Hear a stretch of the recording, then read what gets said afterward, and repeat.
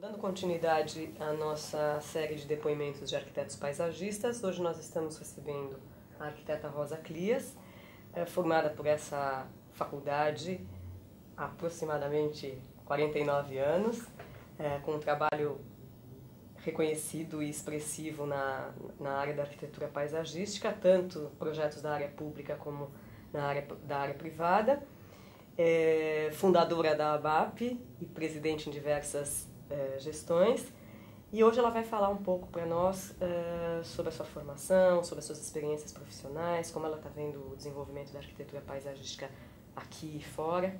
Então é um prazer recebê-la.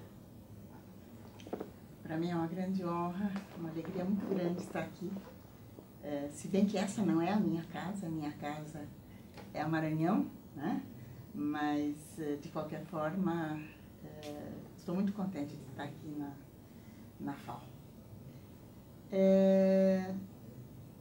Não é aproximadamente, não, são 49 anos que eu saí da FAO Maranhão. 1955 me formei. Entrei em 51, saí em 55. Nós éramos uma turma muito pequena, de 30 alunos, entramos 30, saímos menos, né?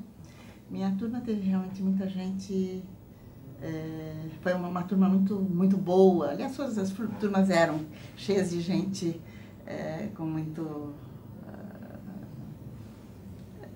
potencial, muita coisa para dar, para se interagir, não é? Minha turma foi Nestor Goulart, Miranda Magnoli, José Luiz Floris de Oliveira, Chico Itaker Ferreira. Estou falando assim alguns nomes que me vêm na cabeça. E realmente, desde a entrada na faculdade, minha vida mudou drasticamente, né? Eu era a menina de São Roque, que tinha chegado para São Paulo por Bom Retiro, que fez o ginásio do Estado, desde a primeira série com 11 anos até o terceiro científico com 18, né? Então, meu mundo era um mundo muito particular, muito, digamos assim, fechado, né? E, de repente, eu entrei na faculdade de arquitetura. Gente, foi assim, abriu-se o mundo para mim, né? Eu esqueci, Pait era nosso colega, e a personagem principal da nossa turma foi Vladimir Clias, com quem eu me casei, né? Então, a turma era uma turma muito... Enfim, a faculdade, para mim, foi realmente, assim, um mundo que se abriu, tá? Bom, por que eu vim para a faculdade de arquitetura? Às vezes eu me pergunto e eu não sei responder. Eu não tinha nenhuma, vamos dizer assim, nada que me tivesse trazido para cá, que eu me lembro, eu não consigo lembrar, nada que tivesse me trazido para cá. A única coisa muito remota, assim, que eu me lembro é que eu tinha um primo e que o meu tio dizia que ele tinha que ser arquiteto. E ele não foi arquiteto, ele é advogado hoje. Mas a única coisa de minha memória que eu posso justificar eu ter escolhido vir para a faculdade de arquitetura. Mas, quando eu escolhi, eu tinha duas alternativas. Eu me inscrevi na arquitetura e na física. Acontece que no primeiro exame já houve coincidência, eu tinha que decidir e eu fui para a arquitetura. Nunca tinha desenhado na minha vida. Tá? Então, realmente, vocês podem imaginar o choque total cultural que foi a arquitetura. E, inclusive, eu me sentia, assim, a menos capacitada de todo mundo desenhava, já tinha feito cursos de desenho, eu era nula, né? Eu estou falando tudo isso para dizer para vocês que eu não acredito na coisa da vocação, entende? Quer dizer, também, pode ter também, mas não é necessário. E eu acho que o meu desenvolvimento, desde a faculdade até hoje, é devido à paixão. Eu acho que o que faz a vida da gente é a paixão. É o envolvimento realmente com aquilo que a gente faz. Bom, então, passando rapidinho na faculdade, a coisa importante para mim, na minha carreira, digamos, além de todos os professores maravilhosos que eu tive, Anhaya Mello, Flávio Mota, Lina Bobardi, Artigas, Abelardo de Souza, Ícaro de Castro Melo, Zenon Lotufo, Augusto Carlos Vasconcelos, de Concreto, enfim, gente maravilhosa. Mas a figura que acabou marcando foi Roberto Coelho Cardoso. No 5º ano da faculdade, aparece. Então, ele entrou antes na minha imagística, né? Porque no 2º ano da faculdade, se eu estiver errando, é 2º ou 3º ano, nós fizemos uma viagem para Ouro Preto, da faculdade. E quem nos acompanhou, porque tinha sempre que ter um professor que acompanhasse, quem nos acompanhou foi Roberto Coelho Cardoso. Então, nós ficamos conhecendo ele mais de perto e tal, e só para... a estrada de Belo Horizonte para Ouro Preto não era asfaltada, né? Então era terra vermelha. E o Roberto tinha um lindíssimo casaco de pelo de camelo, de lã de pelo de camelo, branquíssimo. Ele chegou em Ouro Preto vermelho inteiro, a barba preta e o casaco branco era tudo vermelho. Daí que nós nos conhecemos mais e começamos. Bom, ele marcou realmente porque abriu uma perspectiva para mim e para Miranda, que nós duas éramos colegas, éramos muito amigas durante o curso, muitas vezes fazíamos trabalhos juntas, e juntas nós criamos esse caminho, digamos, dentro da faculdade, né, que seria, imediatamente saindo, que seria o paisagismo. Daí para frente, o que aconteceu? Daí para frente foi um abrir caminhos. Tá? Não tinha, era floresta fechada, gente, juro que era. Não se vislumbrava nada. Eu, inclusive, quando me formei, eu fiz estágio, quando eu fiz estágio nos últimos anos, eu comecei fazendo estágio com Abelardo de Souza, onde o meu maior era o Jean Maître Jean, Yonandone Vergaretti Maître Jean. Depois eu fui fazer no Rino Leve, que foi uma das coisas mais maravilhosas de experiências que eu tive, foi o meu estágio no escritório Rino Leve. Depois eu, já no 5º ano, fui fazer no escritório Jorge Willing, que tinha exatamente 2 anos de formado, né? E era um escritório pequenininho na Conselheiro Crispiniano, era só eu e ele. E quando eu estava me formando, eu cheguei para o meu professor, Roberto Coelho Cardoso, a quem eu computava como mestre, guru, e além disso amigo, porque a gente tinha relação e tal, e disse a ele: Roberto, não era nem chamado de Roberto, não, chamava de Cardoso, né? Cardoso, eu fiz um curso de fotografia, acabei de fazer um curso de fotografia, e eu me prontifico a fazer para você, para a faculdade, um catálogo de plantas, ou até, eu me lembro bem disso, começar a pesquisar soluções paisagísticas que os arquitetos brasileiros fizeram. Que é uma coisa interessante, que a gente não tem. Rino Leve fez tantas coisas, a Vila Nova Artigas fez coisas, que o pessoal fazia, quer dizer, não tinha o paisagista, mas os arquitetos faziam, né? Usavam pisos, usavam muros, usavam gradins, piscinas. Então, vamos fazer. A resposta que o Roberto me deu foi a seguinte: oh, Rosa, muito interessante. Nunca fui chamada, nunca foi me dada essa oportunidade. E daí, então, eu comecei meu caminho sozinha, tá? Existia Roberto Burle Marx no Rio de Janeiro, que tinha, naquela época, acho que foi em 58, isso a gente pode verificar, até fez um curso de botânica aplicada ao paisagismo que o Luiz Emídio estava dando. Então, eu digo, vou para o Rio, né? E vou fazer um estágio com Roberto Burle Marx, aproveitar, né? Não deu certo, eu era casada, enfim, não deu certo, não fui. Então, o que eu fiz? fomos buscando coisas e tal. Apareceu um livro que chamava-se Hortas e Jardins, ou Jardins e Hortas, de um autor que chama-se Leonan Pena. Não sei quem é, nunca mais vi, mas esse livro ficou na minha cabeça. Mas era uma publicação do Ministério da Agricultura do Rio de Janeiro e que chegou um volume para nós, eu não sei de quem era. Vocês adivinham o que eu fiz? Xerox não existia naquele tempo. Eu copiei à mão o livro.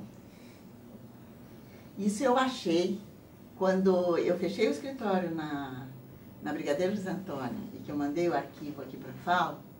Então eu achei esse manuscrito, eu não sei onde que eu pus agora. Mas enfim, para vocês terem a ideia de que dificuldades a gente tinha profissional. Quer dizer, não tinha caminho aberto nenhum, nenhum.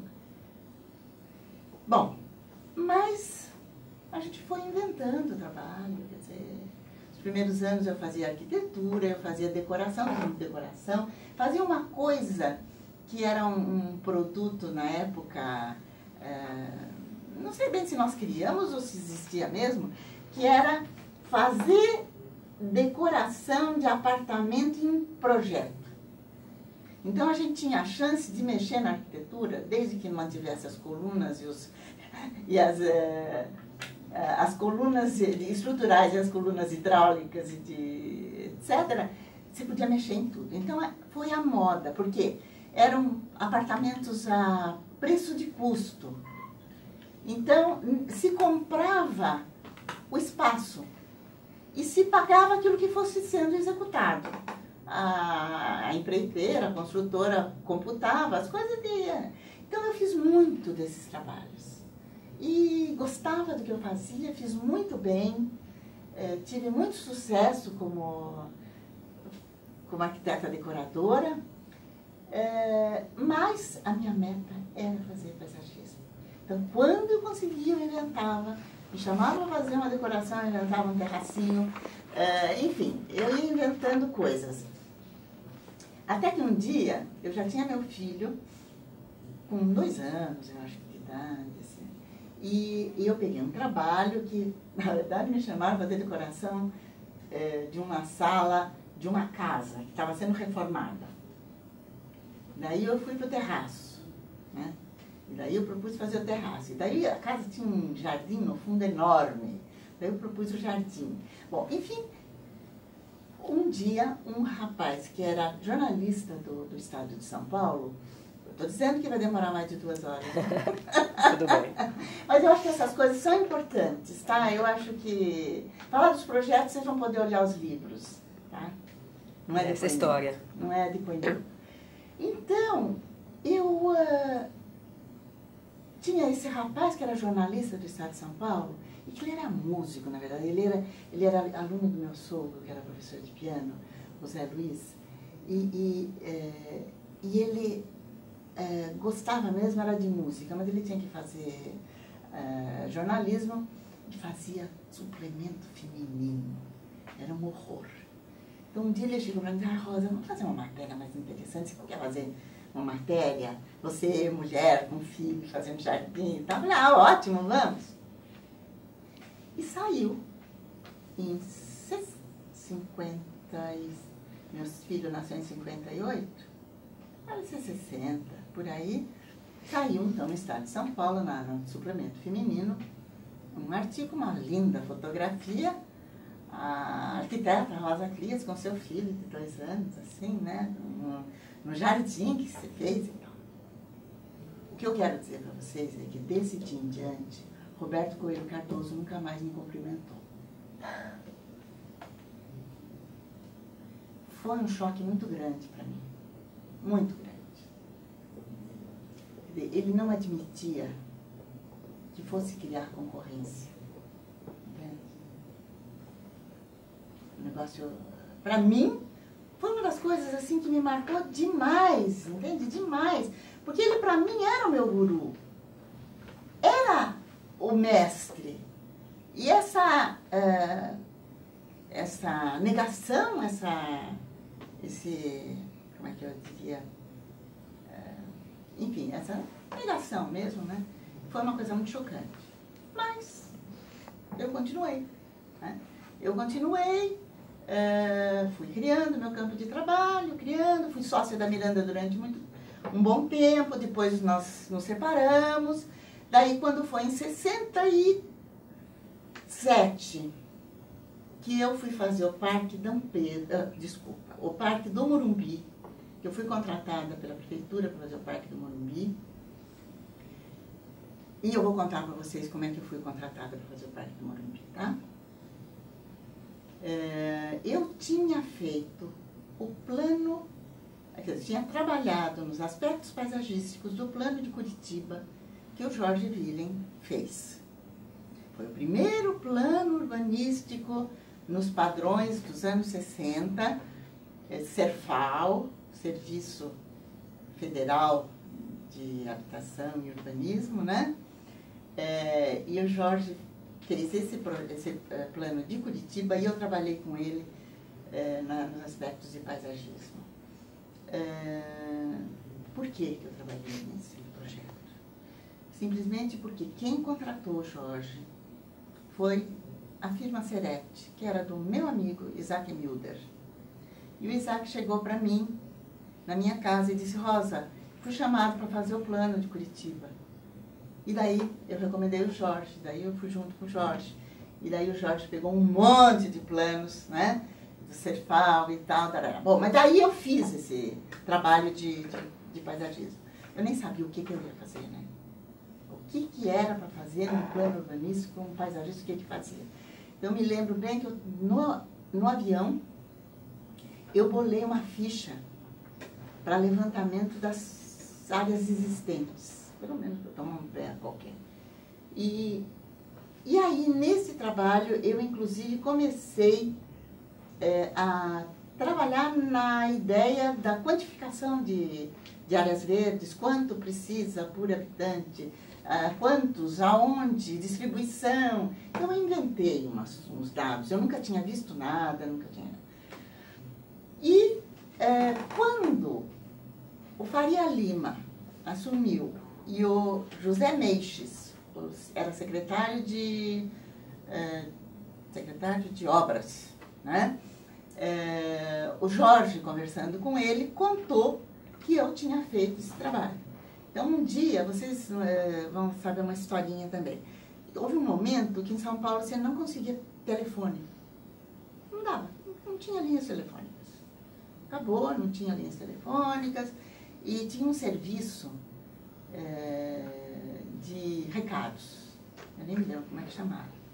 Então, quem não tinha telefone se inscrevia nesse negócio de recados e você, de vez em quando, ligava de um telefone público de algum lugar para tomar os seus recados. E eu estava nessa fase, não tinha telefone. E daí veio o recado que Faria Lima queria falar comigo. Né? Daí, então, liguei e Faria Lima era muito interessante, porque ele falava no telefone. Ele tinha um telefone do lado da mesa dele e ele falava no telefone. Então, ele disse: olha, quero falar com a senhora vem aqui, tal hora, tal dia, tal hora. Daí eu fui. Foi a primeira vez que eu tive, assim, uma entrevista mais importante, afinal, era prefeito e tal, né? Era uma mesa enorme, enorme, cheia de engenheirão, né? Só tinha engenheiros, né? San Girardi, Meixes, era todos aqueles nomões de engenheiros, né? E eu. Então, ele disse para mim assim: a senhora já ouviu falar do Green Finger, da senhora Johnson? Era a esposa do presidente Johnson, nos Estados Unidos, que tinha feito a missão de esverdejar os Estados Unidos. Quer dizer, era o começo dessa coisa da ecologia, do verde, etc. e tal. Eu, sim. Pois é, eu estou procurando um Green Finger para São Paulo. E eu ouvi dizer que a senhora, não sei o quê, pariri, pararó. Aí eu fiquei toda contente, né? E ele disse assim para mim: então nós gostaríamos de saber como é que a gente poderia contar com sua contribuição. Eu disse: bom, eu é que pergunto como é que eu poderia. Então ele vira para aqueles engenheiros todos: como é que a doutora Rosa vai poder ajudar ajudar a gente aqui a fazer isso? Ninguém conseguiu responder como é que eu poderia participar, né? Então ele virou para mim e disse assim, então, doutora Rosa, a senhora como cidadã não pode contribuir com algumas horas para...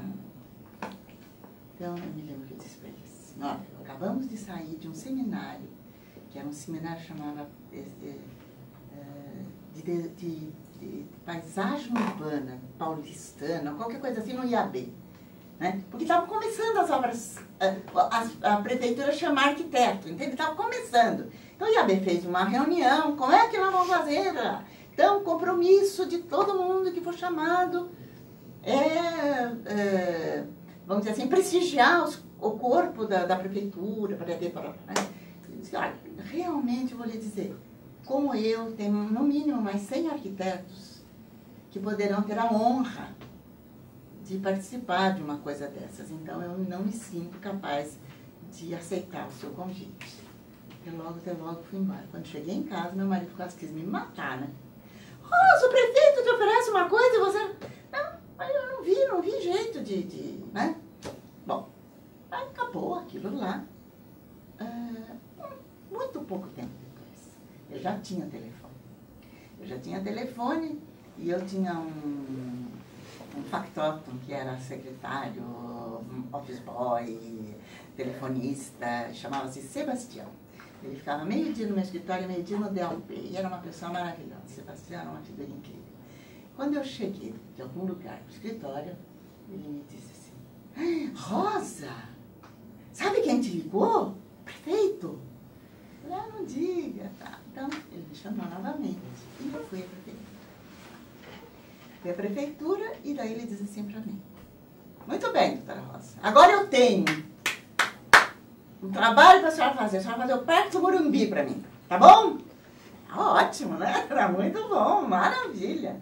Então, tá bom. Então, fulano, que acho que era Monteiro, que chamava um colega, Mário Monteiro, que era diretor de urbanismo.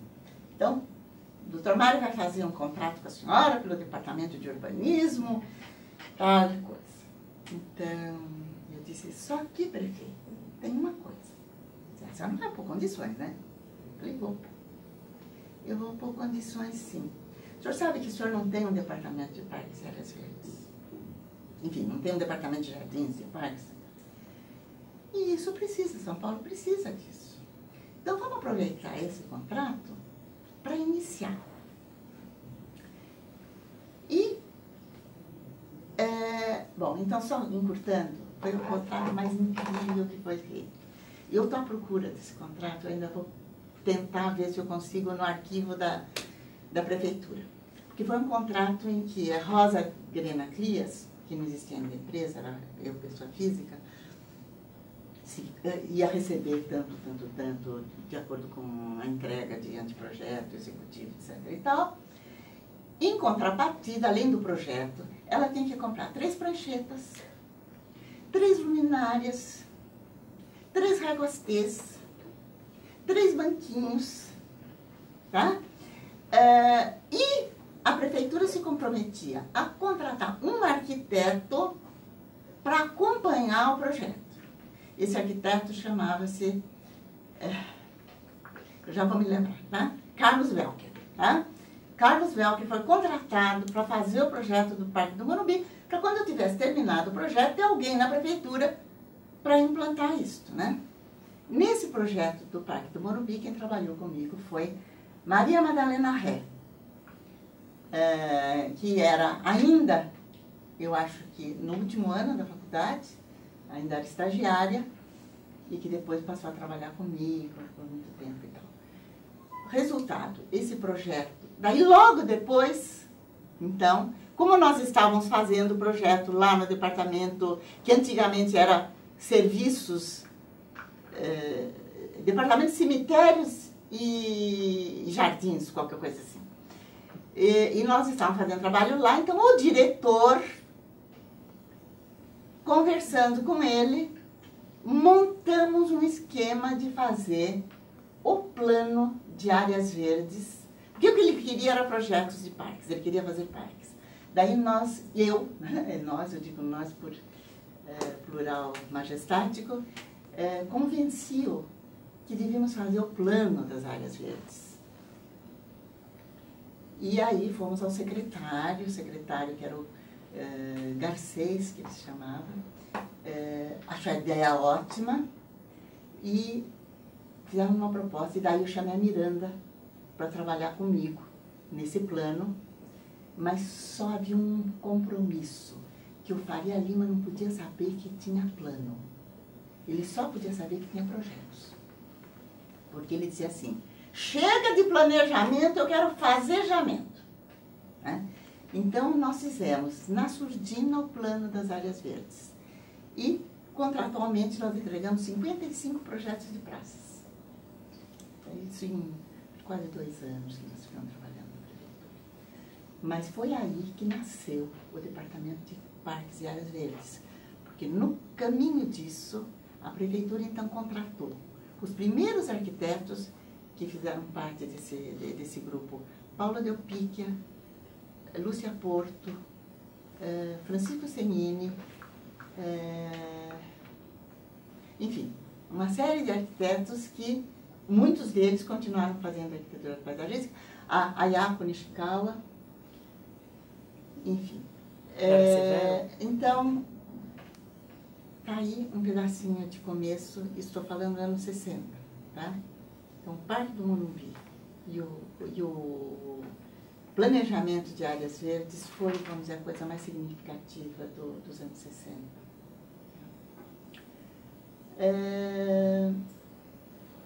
Disso, o que ficou? Se vocês forem procurar o plano, em lugar nenhum vocês vão achar. O único lugar que vocês vão achar aqui na biblioteca, os originais que eu doei, que eu tinha. A prefeitura nunca tomou conhecimento, não existe esse arquivo na prefeitura. Tá?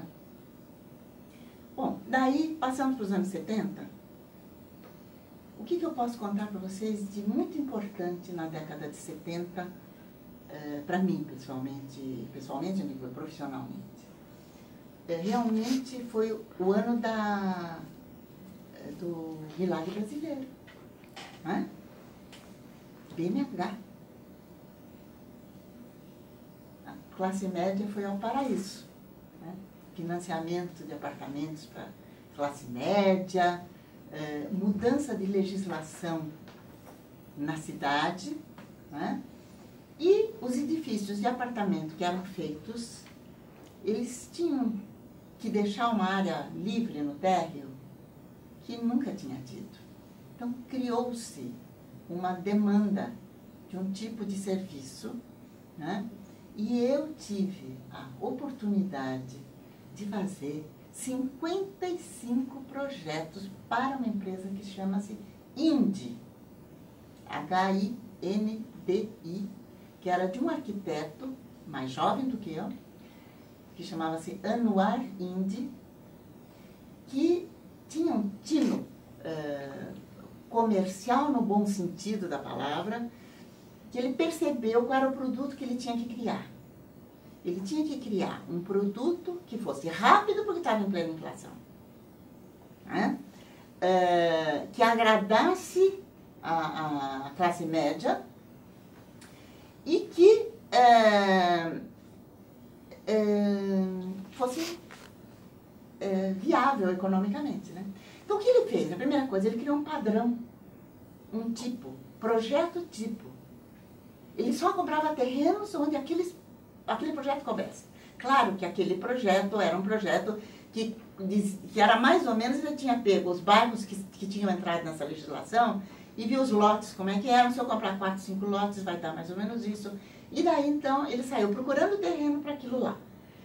E ele me mandava o terreno com o tipo de projeto que ia lá. E eu é que fazia a locação do prédio no terreno, dava a cota em que o prédio ia ser locado e fazia o projeto térreo. Porque o resto estava tudo feito já, né? E ele tinha fornecedores únicos. Então, eu era a única paisagista, o marmorista era um só, o marceneiro era um só. Ele não fazia concorrência, porque aí ele ganhava tempo e ele ganhava qualidade. Por quê? Nos primeiros ele foi melhorando, e daí aquele padrão que ele ganhou era aquilo que era implantado, e ele vendia padrão índio, chamava. Tá? E eu fiz 55 prédios. Então, só quero contar para vocês o comecinho disso. E aí, eu quero também dizer uma coisa para vocês. Por que eu estou falando disso agora? Porque nós estamos num momento em que se vende muito a ideia de que nós estamos sujeitos a um mercado. É o que eu sempre ouço. Ah, eu tenho que fazer isso porque o mercado exige. Não, porque só vai ter que fazer isso porque o mercado quer. E eu acho que é uma falácia isso aí. Não existe nada disso. E eu um dia fiquei parada assim, eu digo, meu Deus do céu, mas eu fiz 55 prédios para a Índia. Como é que eu estou dizendo hoje que não existe isso? Né? Então eu fui voltar, reconsiderar, ver o que significou isso realmente naquele momento.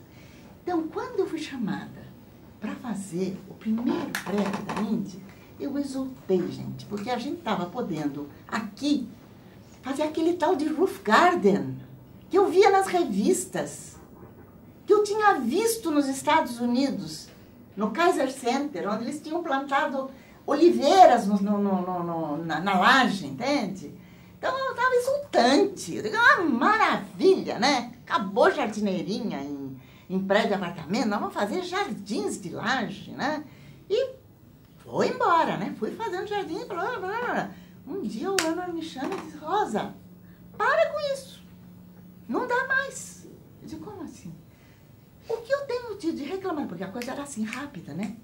Acabava o projeto, já estava executando, já tinha entregue e já estava com infiltração na garagem, né? Então era um tal de infiltração na laje da garagem, que ele disse, não vou mais fazer isso não, você volta para o esquema de fazer jardineirinha e acabou. Eu voltei para casa e não é possível, eu não me conformo com isso. É todo mundo no mundo inteiro fazendo essas coisas e nós aqui. E daí eu fui justamente olhar o projeto do Theodore Osmondson, que aliás hoje, quer dizer, este ano passado, saiu um livro dele, da história do roof garden. Né? Naquela época eu já tive uma publicação que eu tinha visto, fui pesquisar como é que se fazia.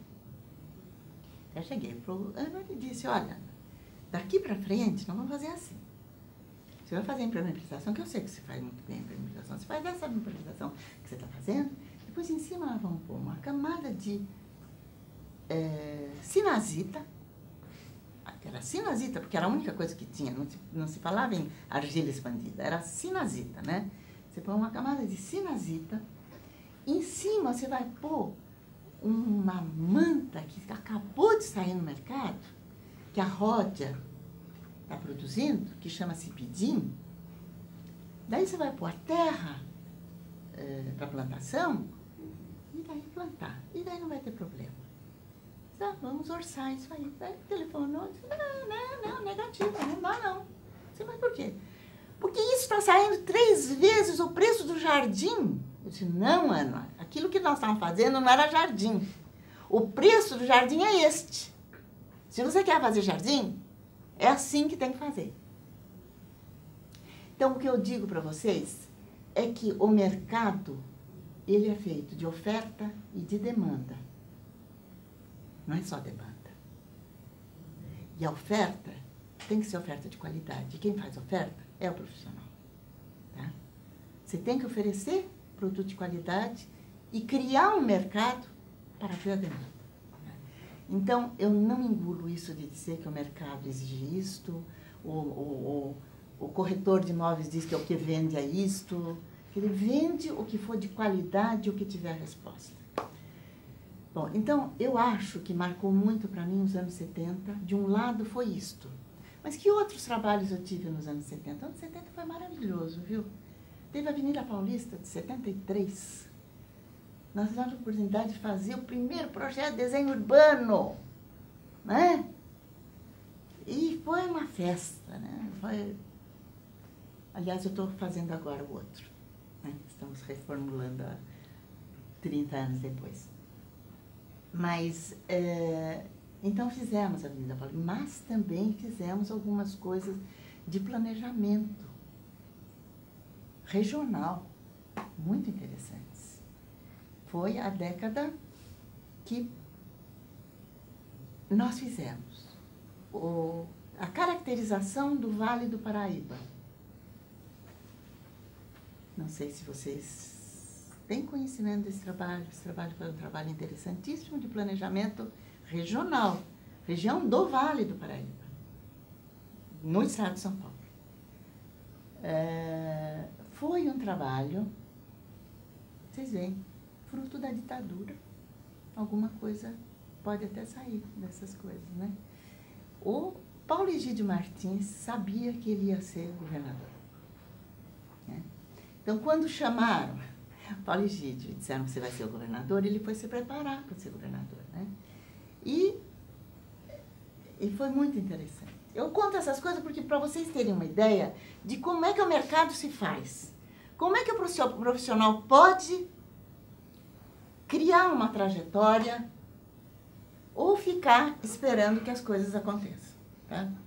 Eu tive que criar minha trajetória, porque se eu ficasse esperando, eu estaria provavelmente fazendo arquitetura de residência, decoração, etc. e tal, até hoje. Então, eu estava em Campos do Jordão com a minha família, e minha sogra, que era muito amiga da Felícia Lerner, estava hospedada na casa dela, e tinha conhecido um senhor muito simpático que tinha uma casa, projeto do Gasperini, que era uma casa muito bonita, e que ela me disse: ai, Rosa, você tem que conhecer essa casa. Já falei com o Paulo Egídio, e ele disse para a gente marcar, para você vir lá para ver a casa. Ah, vamos lá ver a casa. Daí nós fomos lá, e Paulo Egídio realmente mostrou uma casa linda do Gasperini, no alto do morro, o lugar era maravilhoso. E daí ele foi me mostrar que ele tinha plantação de liriodendron, de coisas que ele tinha trazido dos Estados Unidos, enfim. E conversamos muito, e daí fomos conversando, falando, e daí ele disse para mim, não, naquela época, ele contou para mim que ele era o superintendente de um consórcio de municípios que estava se criando no Vale do Paraíba, que era o CODIVAP, Consórcio dos Municípios do Vale do Paraíba. E ele ia ser superintendente. E que o que eu achava, enfim, daí eu comecei a falar, então, à vontade, né? Porque Vale do Paraíba é a região mais estudada do Brasil, desde, acho, o século XVIII, tem tantos estudos feitos, né, sobre a região e tal, não sei o quê. E interessante, acho que a primeira coisa que tem que fazer é tratar todas essas informações e tal, não sei o quê. Bom, acabou. Ele disse assim: vem me visitar lá no meu escritório. Bom, fui lá visitar ele no escritório. Ele disse assim: você quer me fazer um favor? Vai me fazer uma proposta de um plano para o Vale do Paraíba. Eu? Eu faço jardins. Eu disse: não, Rosa, você foi a única pessoa que me falou nos termos em que você falou. Você não sabe quantas empresas me procuraram querendo serem contratadas para fazer o plano. Ninguém me disse que não precisava fazer levantamento nenhum. Pelo contrário, todo mundo ia me cobrar uma fortuna para fazer levantamento disso, levantamento de infraestrutura, levantamento... Blá, blá, blá, blá. Você está me dando uma outra... Bom, em resumo, foi um contrato interessantíssimo em que acho que 16 profissionais assinaram um contrato. E esse contrato foi assinado por Rosa Clias, Maria Adélia Aparecida de Souza, Nestor Goulart Reis Filho, Juarez Brandão Lopes, Eurico Azevedo,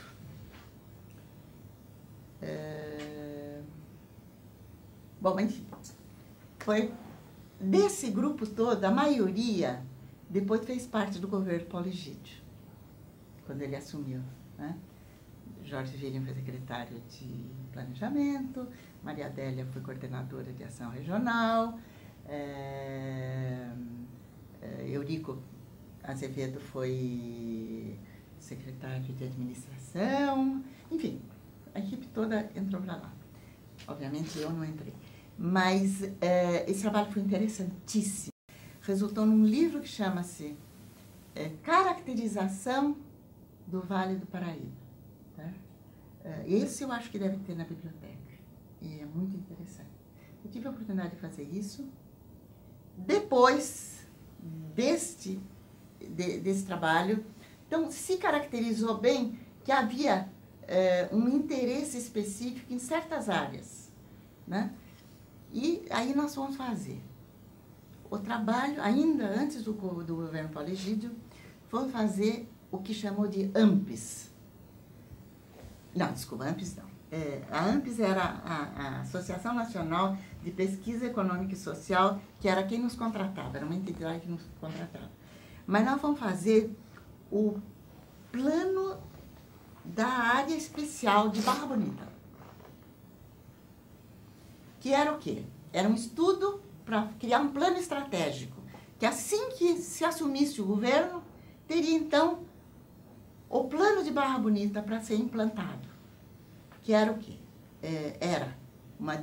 Nós fizemos uma caracterização da área, eu e 2 geógrafos, eu, Augusto Titarelli e o outro, não vou lembrar o nome dele. E nós tínhamos como consultores Carlos Augusto Figueiredo Monteiro e Aziz Absaber. Então, 2 vezes por semana, no fim da tarde, Aziz e Carlos Augusto sentavam no meu escritório junto com nós 3 e nós gravávamos fita, e nós passávamos o que nós tínhamos feito e eles passavam as informações para a gente. Bom, eu não contei para vocês que nos anos 70, no comecinho dos anos 70, eu fui fazer o meu mestrado na geografia, na área de climatologia com Carlos Augusto Figueiredo Monteiro. Na área da geografia, mas especificamente na climatologia. Eu fiz todos os meus créditos na geografia, não fiz a minha dissertação de mestrado, porque eu achei que não precisava, não estava em busca de título, mas eu ganhei todo o conhecimento, e principalmente o conhecimento do pessoal com quem eu trabalhei muito, e que daí então saiu todos esses trabalhos e tal. Mas onde nós estávamos? Na Barra Bonita. Então, quando eu estava com o trabalho quase montado, telefonei para o Nogueira Neto, que era então secretário nacional de Meio Ambiente Federal, né? E disse: professor, eu estou terminando o trabalho, falei para ele o que era assim. Então, dá o nome já de área de preservação. APA, Área de Preservação Ambiental, porque nós estamos saindo com a legislação disso aí, você já dá o nome para isso aí. Então foi a primeira APA que foi idealizada, claro que não foi implantada, mas foi idealizada. Planejamento, Barra Bonita, Vale do Paraíba,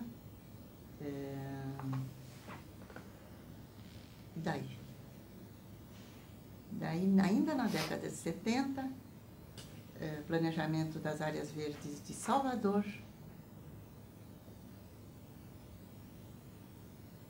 Esses foram assim. E eu acho que é isso, mais ou menos, tá? Um planejamento. E agora eu retomei a parte de planejamento. E o ano passado nós fizemos, eu acho que é o primeiro plano, efetivamente, plano da paisagem de um município brasileiro, que é o plano da paisagem de São Luís do Maranhão. Nós acabamos de entregar no fim do ano e ele está sendo implementado, e a primeira coisa que foi muito importante foi a criação do Instituto da Paisagem.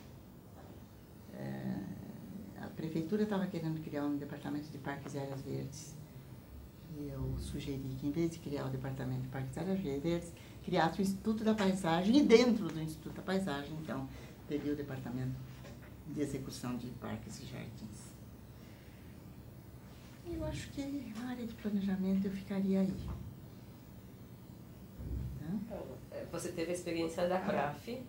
Ah, sim senhora. Anos 80. Anos 80. Então, anos 80. 86 foi o ano da legislação CONAMA, que criou a legislação obrigando a serem feitos os estudos de impacto ambiental.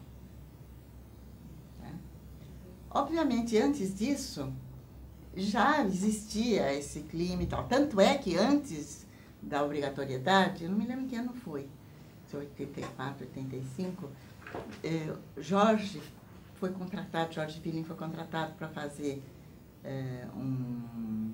o projeto ligado com a parte urbanística da Alcoa em São Luís do Maranhão.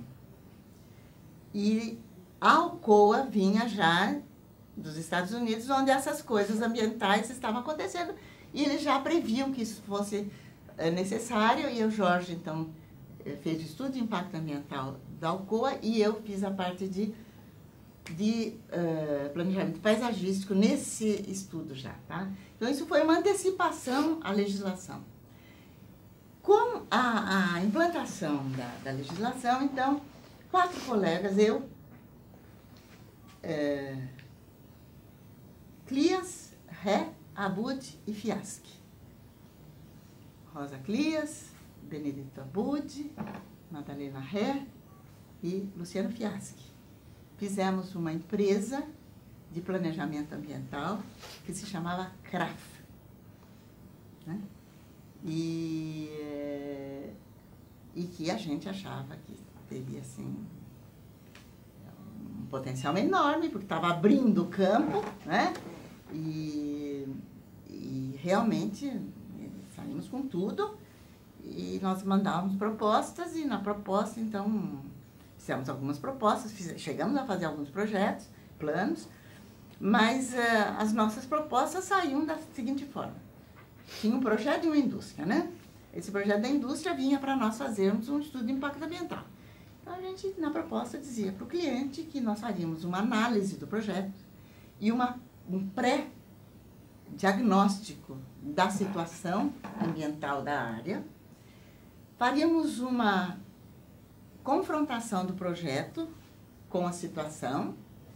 Se houvesse necessidade, indicaríamos as adequações que teriam que ser feitas no projeto para poder ser viável ambientalmente, e daí faríamos o documento, que era o documento de viabilidade ambiental, que era o estudo de impacto ambiental. Bom, gente, não precisa dizer para vocês que nós não pegávamos trabalho. Porque esses estudos de impacto ambiental, naquele momento, eu não sei agora como é que é, mas naquele momento eu garanto para vocês que eram iguaizinhos os estudos de viabilidade econômica que existiam. Eu não conheço nenhum estudo de viabilidade econômica que deu como negativo algum projeto. Todos eram viáveis. Quer dizer, se fazia de forma que se transformava em viável, né? E daí, então, não entrava projeto. Alguns que nós fizemos. Nós fizemos trabalhos interessantes, que foi um plano turístico e de preservação de 3 municípios em Santa Catarina, quando o secretário de Meio Ambiente de Santa Catarina era Werner Zulauf. Então, nós fizemos esse estudo, era Rio Negrinho, São Bento do Sul e Campo Alegre, né? Esses 3 municípios, que era muito interessante, porque tinham um potencial enorme, ainda muita araucária, etc. Já tinha um potencial de desenvolvimento industrial muito grande, tinha já indústrias de celulose indo para lá, enfim, era prato quente para fazer um plano de desenvolvimento econômico, turístico e de preservação. Foi um plano lindo que nós fizemos também, não aconteceu nada. E outro trabalho que a CRAF fez, e esse sim deu um resultado extraordinário, foi Panambi, o Chácara Tangará, né? Que era a Chácara Tangará, e que a empresa... Como é que chamava a empresa? Birma? Não era Birma. Que era quem tinha feito o centro empresarial. Eles eram donos, Luberga. A Luberga, que era dona da área, contratou a Flávio Gasperini e CRAF para fazer em conjunto um plano urbanístico para a área. Então, nós trabalhamos juntamente com a Flávio Gasperini, nós demos todo o embasamento ambiental, foi feito um plano realmente sui generis, na época os empresários davam risada do plano, porque eles imaginam, eles estão restringindo tanto, quem é que vai querer construir naquela área? Olha lá o que está acontecendo agora, tá certo? Com todas as restrições, prova de que qualidade ambiental vende, né? Enfim, então esse foi um projeto bem interessante, um plano bem interessante que resultou positivo. São Bento do Sul, que mais que a CRAF fez, assim, que fez uma série de outros trabalhos que não, vamos dizer assim, que não vingaram, mas esses, acho que esses dois já valeu. Bom, agora eu vou contar para vocês dessa coisa de desenvolvimento profissional, de criação de trabalho e coisa, dois causos.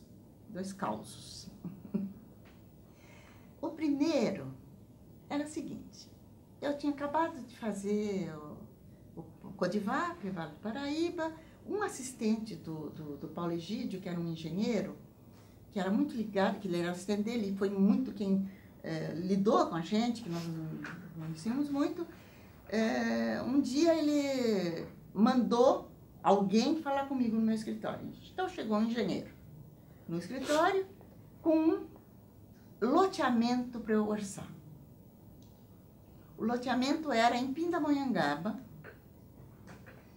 e era na várzea do Paraíba. Em Pindamonhangaba, do outro lado da cidade, uma várzea enorme. Eu olhei aquilo, nossa, já lotear uma várzea do Paraíba, né? Eu comecei a especular e ver o que era, o que não era, pariri, pororó. Cheguei ao ponto-chave. Aquilo era do Augusto Antunes.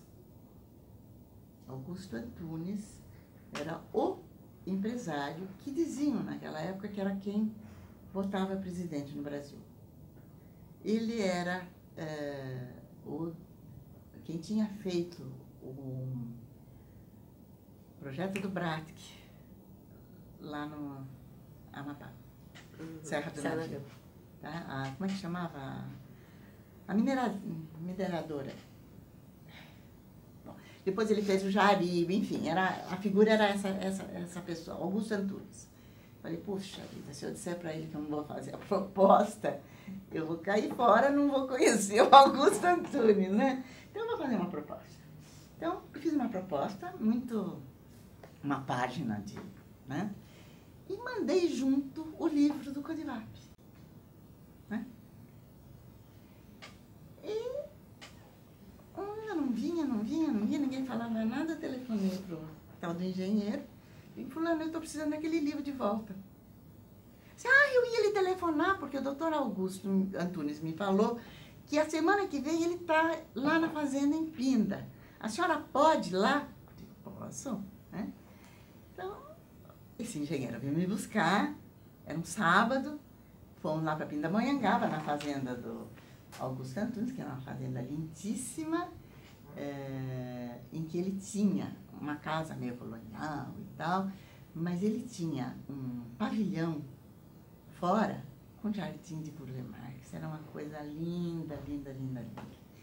E aí me mostrou toda a fazenda, os bois maravilhosos, né, que ele tinha, um gado muito especial, mostrou tudo, mostrou a primeira vez que eu vi Congeia, que vi a flor de jade, enfim, a decoração da casa tinha sido feita pelo um decorador do Rio muito famoso e tal, não sei o quê, não sei o quê. E nada de falar de loteamento, né? Tava ótimo, um almoço maravilhoso, a senhora dele uma simpatia, serviu doce de mamão enroladinho e tal, né? Tudo uma maravilha. Depois do almoço, ele disse, vamos conversar a respeito da sua proposta? Bom, então vamos lá no terraço. Sentamos na poltrona. Então, eu chego, ele diz assim para mim, doutora Rosa, eu realmente gostaria que a senhora me explicasse, a sua proposta foi um pouco sucinta. Eu disse, como assim? Não, porque olha aqui, eu tenho uma proposta de um colega seu, que é urbanista da prefeitura, mandou esse calhamaço. Eu posso ver? Bom, o homem já tinha mandado para ele o loteamento pronto, com viabilidade econômica, né? Prontinho. Mas realmente o meu foi sucinto. Uma página só, dizendo valores de honorários, né? Ele disse, então me explica, por quê? Ele disse, sabe por quê, doutora Antunes? Porque eu queria estar aqui na sua presença para dizer para o senhor que o senhor não pode fazer esse loteamento. O engenheiro olhou para mim com os olhos desse tamanho e disse assim, essa mulher tá louca, né? Eu disse, mas por quê? Eu expliquei para ele por quê. Digo, o senhor tem uma fazenda que vai desde esse lugar onde o senhor está pretendendo fazer esta aberração até o alto da Mantiqueira. O senhor está matando a sua galinha de ovos de ouro. Essa sua fazenda tem um potencial incrível de desenvolvimento. A não ser, doutora Antônio, que o senhor está precisando de dinheiro, né? Então ele deu risada, né? E disse, mas o que a senhora me propõe? Eu disse, olha, eu proponho que o senhor faça um estudo do potencial da sua fazenda e depois defina o que fazer nesta área. Porque ele já tinha me explicado que a senhora dele tinha muita vontade de fazer uma creche, uma escola profissional, um asilo de idosos, enfim, um trabalho social para Pindamonhangaba. Falei, vamos estudar o potencial todo e depois vamos criar alguma coisa nessa área ou em outra que seja... Não, na verdade tinha uma capelinha que ele queria recuperar a capelinha e na base disso, então, ia fazer quase um loteamento quase popular. Né? Bom, claro que ele era uma pessoa que entendeu o recado e disse, então a senhora vai fazer uma proposta para mim desse trabalho. Eu voltei para casa, fiz uma proposta, fizemos, então, esse estudo do potencial da fazenda, apresentamos para ele com, então, uma proposta de um parque institucional na beira do Paraíba, né? E foi muito curioso, porque daí eu telefonei para a secretária dele, dizendo que o plano estava pronto e que eu estava pronta para ir para o Rio para apresentar para ele. Então a secretária disse, não, o doutor Antunes me disse para a senhora marcar que ele vai a seu escritório para ver o projeto, que a senhora dele quer ir junto também. Gente, vocês não sabem o que foi, desespero. Porque o meu escritório, quem conheceu de vocês no meu escritório sabe o que era horrível. Era horrível, eu nunca tive dinheiro para botar para arrumar meu escritório. Ele era um horror, né? E bom, não tinha o que fazer, nós limpamos um pouco, tiramos algumas coisas e o Antunes e a senhora vieram lá no meu escritório um dia para ver o plano. Viram o plano, gostaram da ideia do projeto do Parque Institucional e disse, agora a senhora vai fazer para mim uma proposta para executar esse plano, fazer o projeto desse plano institucional. Disse, mas aí tem muita coisa de arquitetura, doutor Antunes. Ele disse, eu tenho um arquiteto que é meu conhecido e que vai poder trabalhar nisso. Eu nem me lembro o nome do arquiteto, mas enfim, era um arquiteto que trabalhou junto. Me contratou para fazer projeto, fizemos o projeto, entregamos o projeto. Não saiu o plano institucional, mas não foi feito o loteamento. Tá? E desse dia em diante, as pessoas não acreditavam. Eu tinha um amigo que era um empresário de uma multinacional muito importante. Aí ele dizia: Rosa, eu não acredito que o Antunes atende teu telefone. Ele não atende ministros. Eu ligava, a secretária passava o telefone direto para ele. Eu pedi para ele para arranjar uma viagem para o editor da revista Landscape Architecture, que veio para cá, o Grady Clay, que veio para cá e queria conhecer o Jari. Ele mandou passagem, tudo para o sujeito ir para lá. Quando eu e Madalena fomos fazer o plano de Marabá, de Carajás, eu queria conhecer a Vila dos Navios, a Serra dos Navios. Ele também me mandou passagem, etc. e tal, lá para ver. E quando eu fui trabalhar no Senec, então essa foi a minha dissertação de mestrado, né? Mas quando eu já fiz com a intenção de publicar. Então ele já realmente o produto da dissertação já era um produto bem acabado, graficamente, que pôde inclusive ser matéria para publicação do livro, que é Evolução dos Parques Urbanos da cidade de São Paulo. E docência? Isso então foi a minha parte de mestrado. Agora, docência. Na década de 70, eu fui chamada pelo Jun Okamoto, que era diretor do Mackenzie, da Escola de Arquitetura do Mackenzie, para dar aula de paisagismo.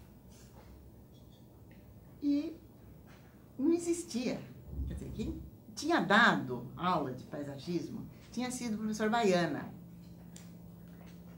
E ele dava realmente aula de paisagismo, aquela coisa, paisagismo clássico e tudo mais.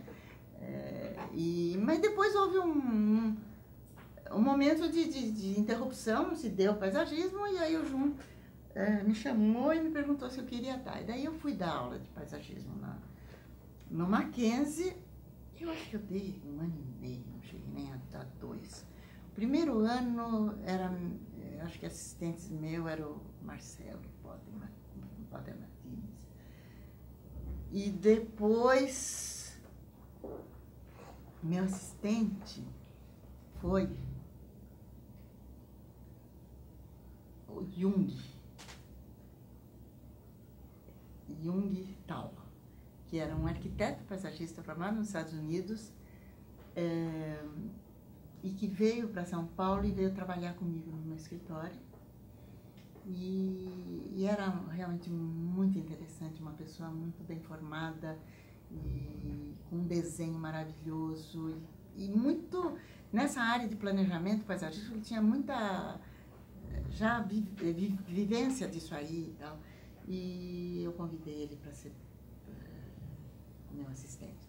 Mas, enfim, eu dei aula esse 1 ano e meio no Mackenzie. E depois eu saí, não sei porquê. Provavelmente porque não dava mais tempo. Eu dava sábado de manhã, era um sacrifício danado. Mas de vez em quando ainda eu encontro meus alunos. E é muito, muito bom. Mas a outra que foi muito interessante foi a minha experiência em Curitiba. O Luiz Forte Neto, que era colega, amigo, com quem eu tinha trabalhado já várias vezes, e era professor, acho que era até diretor do departamento de arquitetura da universidade, me telefonou e disse: Rosa, vai se formar a primeira turma da Católica.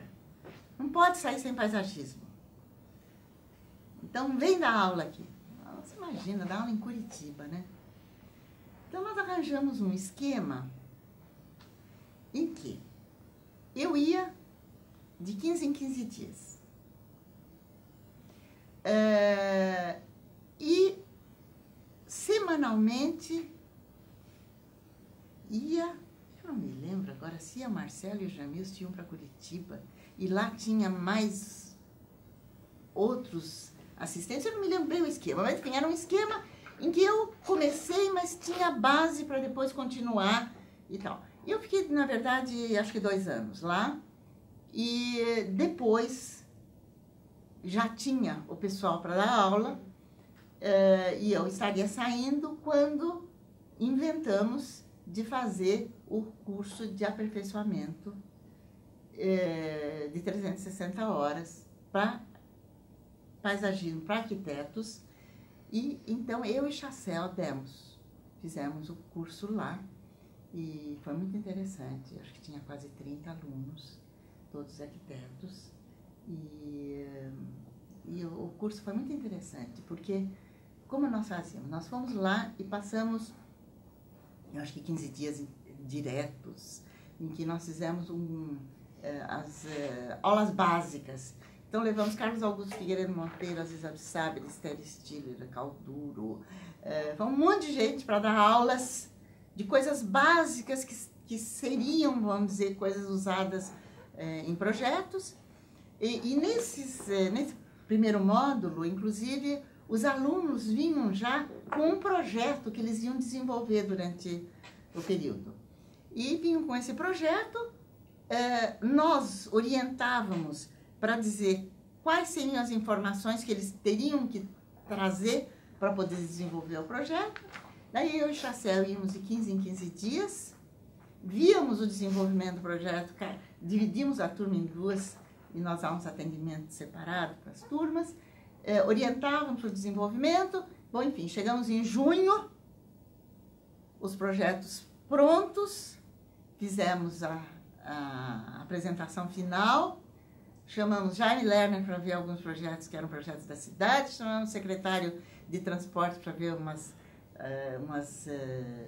uns projetos de estradas, linda Estrada da Graciosa e outra que tinham sido desenvolvidos. Enfim, os projetos foram lindos, o resultado foi maravilhoso, nós estávamos com tudo prontinho para publicar e não foi publicado. Que ano foi? 86, acho que sim, acho que 86, 87, não sei exatamente, não sei. Mais ou menos. Mais ou menos, por aí. Que mais? Agora a questão um pouco de projeto, Rosa. Você acha que teve uma mudança ao longo de toda essa sua trajetória de solicitação dos programas, tanto nos projetos privados como assim, o térreo dos edifícios, das edificações multifamiliares, que você fez, né, toda a experiência da Indy e depois seguiu fazendo outras, e no caso de praças públicas ou de parques, né, que foram feitos em décadas diferentes, você sente que houve uma complexidade tanto na solicitação dos clientes, quer dizer, eles passam a ter um melhor entendimento do que é o espaço livre e começam a pedir coisas mais complexas, mais interessantes, como do que você propõe para eles, né? Tem os dois lados. Você acha que tem uma mudança em alguns casos, em todos? Olha, mudança, a gente não pode nem falar em mudança, porque não havia nada. Quer dizer, não é mudança. Quer dizer, foi um processo de criação de um mercado. Tá certo? É um processo de criação do mercado. E quando nós começamos, ninguém chamava. Então, houve até uma provocação, vamos dizer, para se chamar. Né? Então, realmente, isso é um processo biunívoco. Né? Quer dizer, o fato de existir profissionais criou mercado e o fato de ter o campo produziu profissionais. Quer dizer, então é uma coisa que As rodas. foi se alimentando. Então veja, como eu enxergo isso? Claro que o campo o mercado imobiliário, ele foi criado como? Ele foi criado obviamente, por uma demanda real de imóveis, tá certo? Juntamente com um potencial que foi criado através de uma legislação, tá? Porque você poderia ter tido um desenvolvimento imobiliário se não houvesse essa legislação que obrigasse espaços livres, você não teria o desenvolvimento, tá certo? Com o desenvolvimento de profissionais também habilitados para fazer isto, tá? Então, eu acho que é uma coisa muito complexa, né? E eu diria que há uma evolução Por exemplo, na questão pública, eu acho que nós estamos ainda num processo embrionário. Se numa cidade como São Paulo, a prefeitura não tem ainda a cultura de contratar arquitetos para fazer projetos em geral e projetos de arquitetura paisagística em especial, nós estamos a zero. Não há evolução nenhuma nesse mercado. E eu acho que a arquitetura paisagística, o cliente maior é o governo. É estatal, é institucional. E eu acho que, então, nós estamos a zero. Tá? Agora, existe o mercado outro, privado, existe. E eu acho que, de uma certa forma, muito deturpado. Tá? E deturpado por nossa culpa. Nossa, eu digo nós profissionais, tá? Porque aquilo que eu disse no início, nós somos os responsáveis por criar oferta de qualidade. Tá? E se nós não estamos oferecendo qualidade, nós não podemos querer que haja demanda de qualidade. Agora, claro que aumentou o campo de trabalho. Quer dizer, a mudança é essa, é quantitativa. Agora, aumentou o campo de trabalho em São Paulo, Rio, Belo Horizonte, Porto Alegre. Quem mais? Onde mais? Acabou. Campinas, tá? Ribeirão Preto, talvez. Acabou. Não tem mais profissionais trabalhando em cidades brasileiras, gente. Chega em São Luís do Maranhão, tem 2 professores de arquitetura paisagística, mas não tem trabalho, não tem projeto de paisagismo, entende? Fortaleza agora se abriu, há alguns anos atrás, o escritório da Nícia Borman, porque não tinha escritório de arquitetura paisagística em Fortaleza. Recife sim, Recife tem já há muito tempo profissionais trabalhando, a Gilda trabalhava, e o Luiz e tal. Mas então, o mercado está por se fazer. E eu acho que é responsabilidade muito grande, tanto de professores, de escolas, como de instituições, ABAP, Instituto de Arquitetos. Quer dizer, é um trabalho assim, muito grande a ser feito, no sentido de potencializar essa demanda oculta que está aí.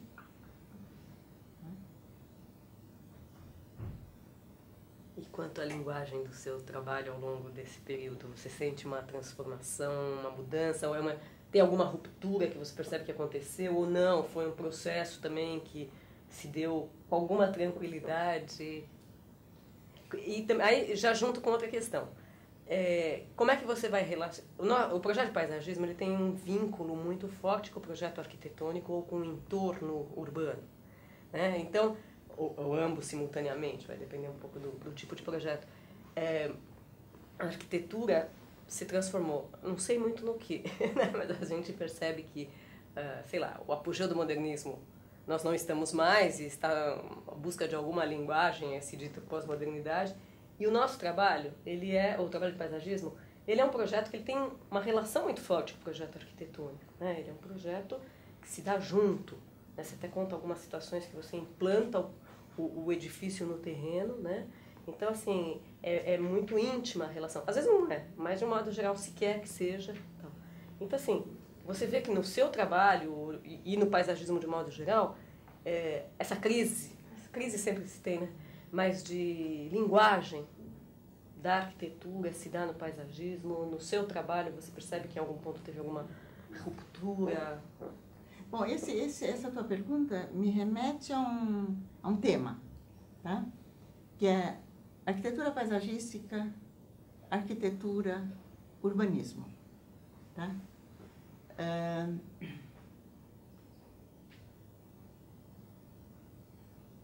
Eu acho que o arquiteto paisagista, ele está, vamos dizer assim, numa fatia desta grande área de desenho do espaço, né? Você tem o desenho do espaço, onde você tem urbanistas trabalhando, arquitetos trabalhando e arquitetos paisagistas trabalhando, né? Então, você tem áreas, núcleos, digamos assim, de arquitetura paisagística, núcleo de urbanismo, núcleo de arquitetura. Depois você tem todo um espaço em que as coisas se conectam, tá certo? O Le Corbusier tem um esquema muito interessante, acho que num dos livros dele, que eu não sei qual é, em que ele põe urbanismo e arquitetura e que ele mostra, vamos dizer assim, dependendo do tipo de trabalho, é mais urbanismo, menos arquitetura, é mais arquitetura, menos urbanismo, enfim. E esse esquema você pode fazer para arquitetura e paisagismo, ou urbanismo e paisagismo e tal. Mas então, eu acho que existe, claro, existe essas ligações, mas existem as coisas que são específicas, né? E, obviamente, quando eu falo de um plano de paisagem, a arquitetura aí não entra. Ele entra, sim, entra a arquitetura no sentido em que existe, por exemplo, em São Luís do Maranhão tem um centro histórico. Por que ele é um centro histórico? Porque tem arquitetura lá, preservada, etc. O resto entra sim, porque a arquitetura das casas de palafitas, mas entra muito esgarçado, não tem influência direta, entende? Agora, quando eu faço um projeto do aeroporto de Brasília, é a arquitetura que conta, tá certo? Então, eu tenho que entrar na linguagem do projeto de arquitetura quando eu vou fazer arquitetura paisagística, tá certo? Agora, se eu sou chamada para fazer o jardim de um prédio Luís XV, eu digo que eu não faço Luís XV e não vou fazer. Agora, isto é uma atitude pessoal, entende? Eu não sei fazer estilo Luís XV hoje. E eu não acho que um prédio de 25 andares possa ser Luís XV. Então, eu me recuso de fazer. Mas é uma atitude profissional minha, tá?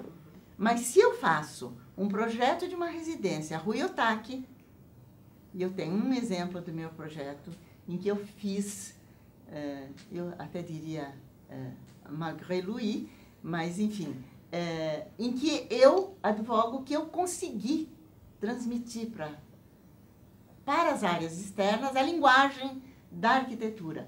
Você olha cenas da paisagem em que você não distingue qual é o traço do arquiteto e qual é o traço do paisagista. Está lá. É junto. E não podia ser diferente. Tá certo? Não sei se estou respondendo. Não, é exatamente isso. Agora, esse foi Malgré Louis, mas outros foram em conivência. Então, por exemplo, eu tive alguns projetos que nasceram junto com a arquitetura. E projetos que foram muito bem-sucedidos. Eu gosto muito deles. Que são... O primeiro deles foi a Maná. Maná que foi feito junto com Colgan Vilar, né? E que realmente foi, eu acho assim, uma coisa muito boa de ser feita, resultou bem. Depois, com Colgan Vilar eu trabalhei bastante e muito bem. Depois foi o segundo modelo parecido com o Maná, que eles fizeram da Roche Tif, e que eu fiz o projeto junto com eles. E depois, que eu acho que culminou no projeto de integração mesmo, foi o Colégio Visconde de Porto Seguro, em que nós entramos juntos desde o projeto do concurso, né? E foi feito todinho em conjunto. A solução dos blocos de arquitetura, a implantação, inclusive toda a parte de implantação dos muros de arrimo foi matéria de paisagismo. Como o Fleury. Como Fleury. Como Fleury. E o Carandiru? E o Fleury, que é outro projeto que nasceu também, da arquitetura também, junto, que é do grupo Piratininga, né? Também foi um trabalho assim, muito interessante desse ponto de vista de trabalho em conjunto. E eu advogo, a melhor forma de se trabalhar é esta, né? Não, quase que diria que não dá para fazer diferente, se você quer ter realmente o resultado bom. Você está perguntando do Carandiru. Carandiru é um outro... Veja, aí o Carandiru eu vou contar outra história para vocês. Então, são dois parques da cidade de São Paulo que vocês conhecem bem. Um é o Parque Vila Lobos, né? Parque Vila Lobos, arquiteto Décio Tosi foi contratado para fazer o projeto do Parque Vila Lobos em 90. Foi em 90 e pouco, por aí. E ele trabalhava muito em arquitetura junto com o Luciano Fiaschi. E chamou o Luciano para trabalhar no parque. Como eu e o Luciano tínhamos já muitos trabalhos em conjunto, a Baité nós tínhamos feito juntos e tudo, então o Luciano me chamou para trabalhar também junto no Parque Vila Lobos. E nós fizemos um anteprojeto, junto com o Décio Tosi. Por que o Décio Tosi chamou o Luciano e aceitou a nossa participação dos dois juntos? O Parque Vila Lobos tinha uma característica. Por que chamava Vila Lobos?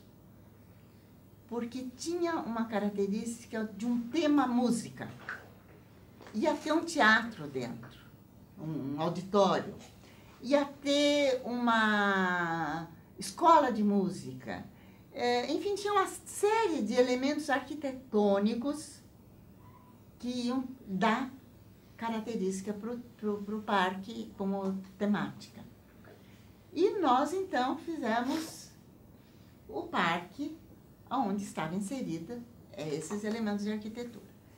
Na hora da contratação efetiva do projeto para a obra, se decidiu não fazer mais nada de arquitetura, só fazer o parque.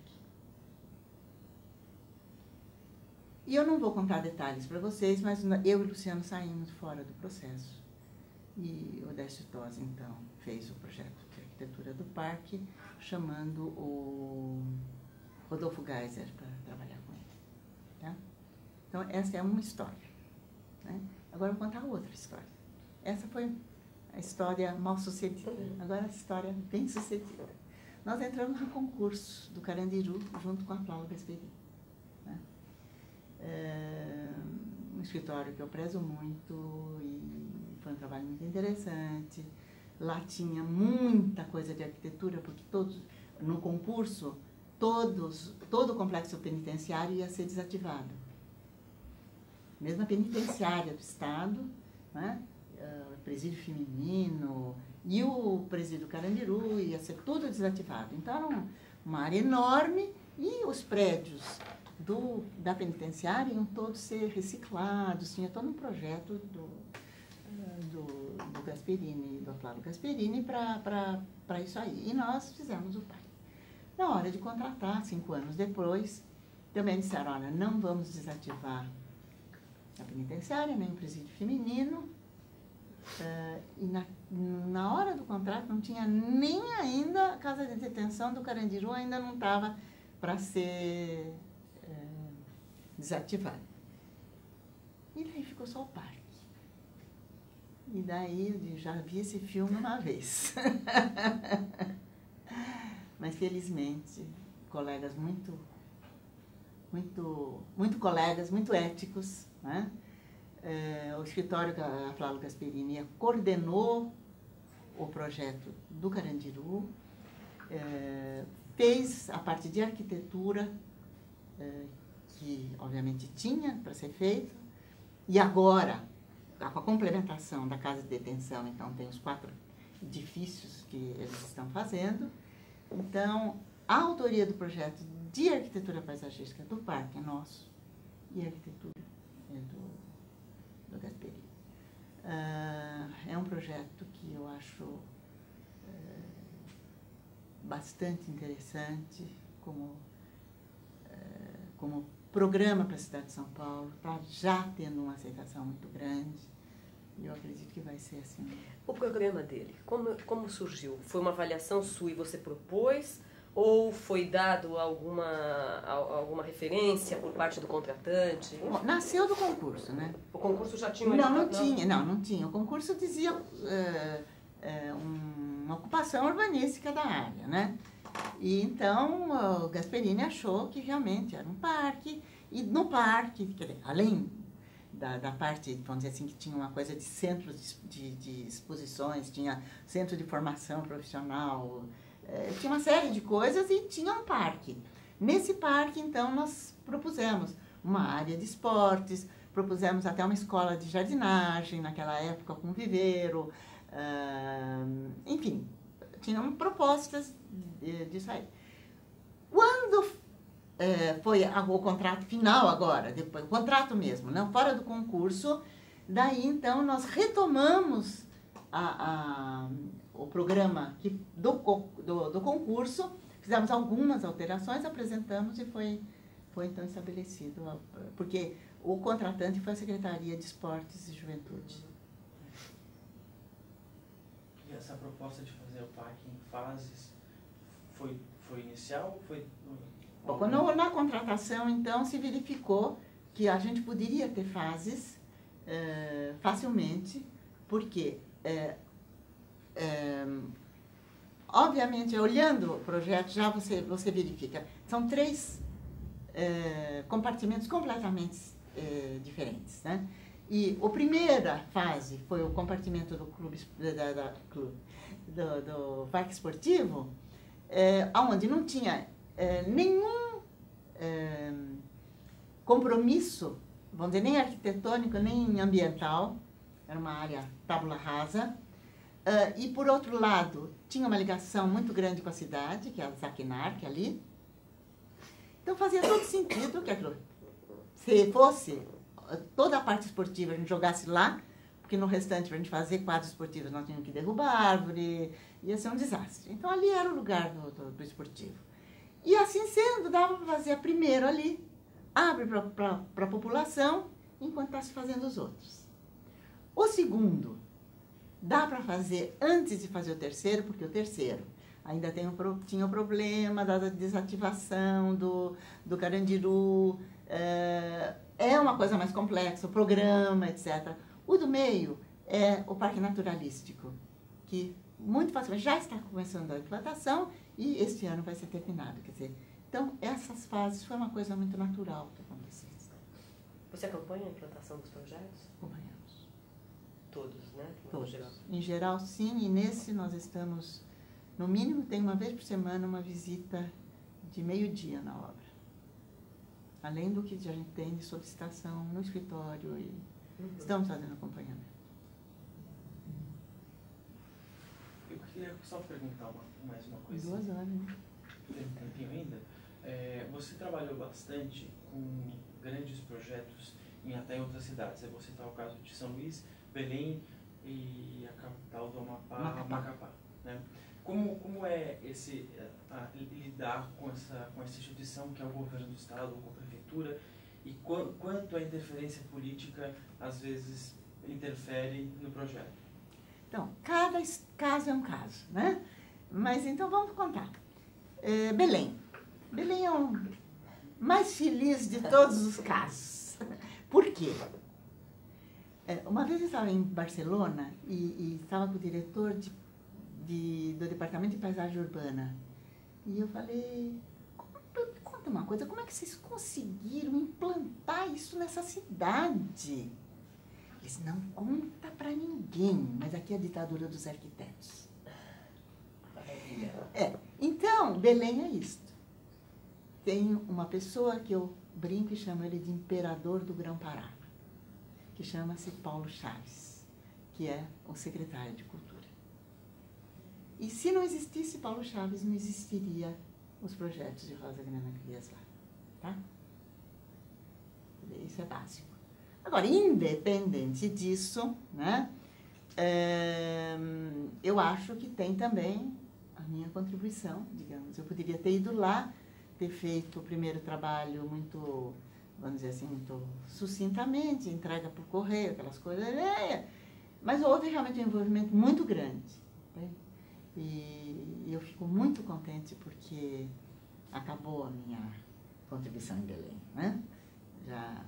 Mas quem está no meu lugar lá é Fernando Chassel. Então, eu acho que eu deixei uma semente muito boa.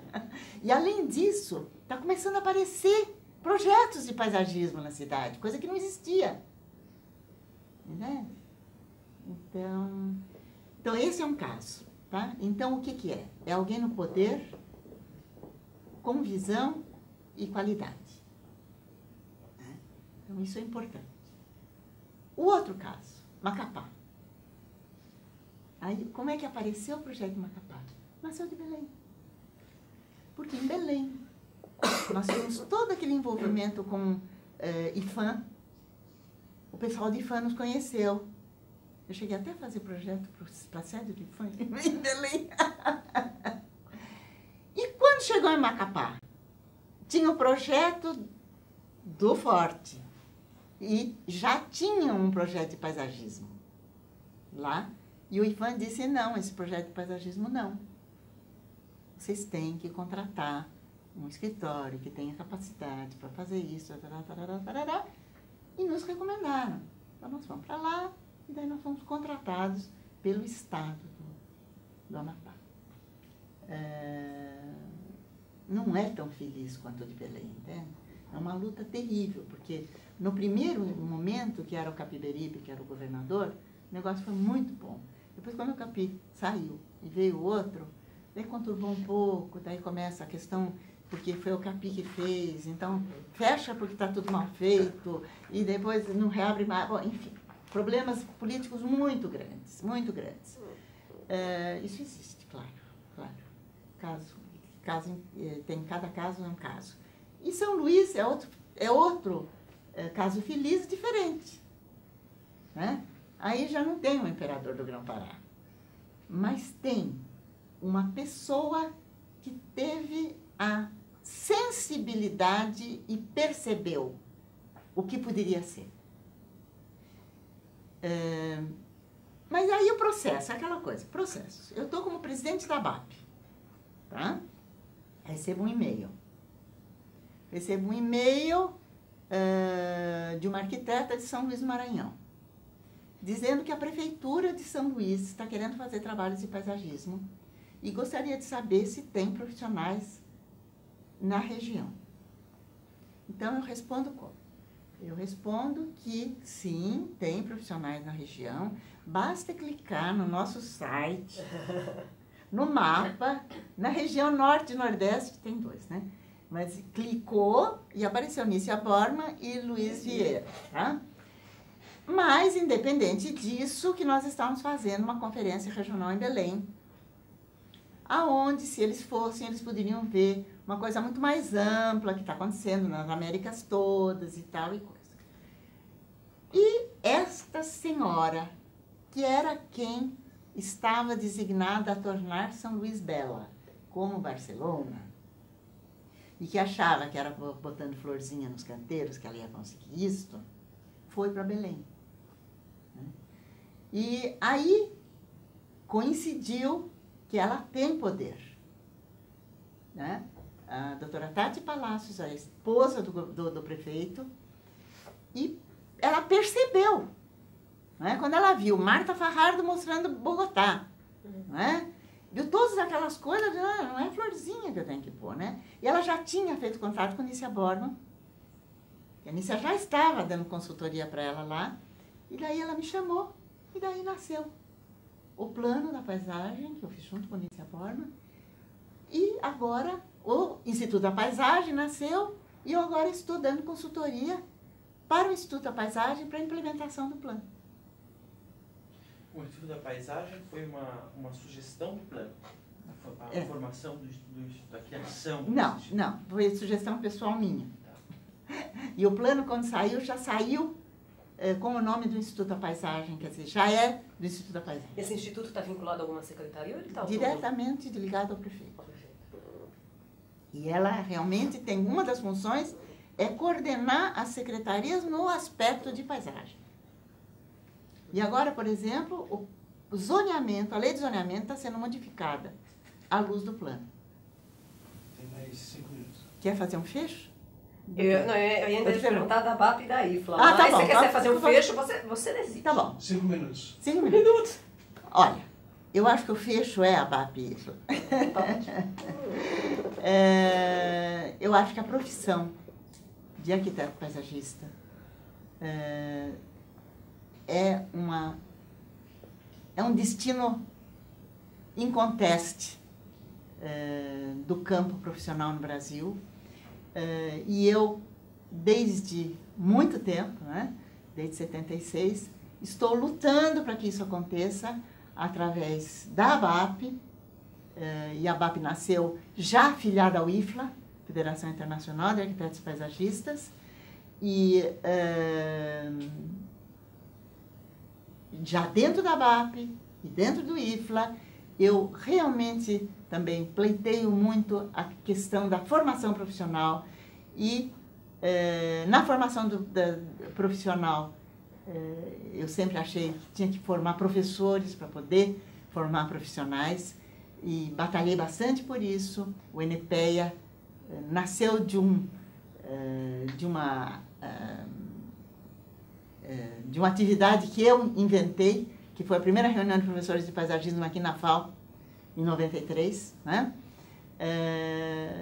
O ENEPEA nasceu, eu acho que é uma coisa importantíssima, foi a primeira vez em 93 que os arquitetos paisagistas que dão aula, aliás, os professores de arquitetura paisagística se reuniram, né?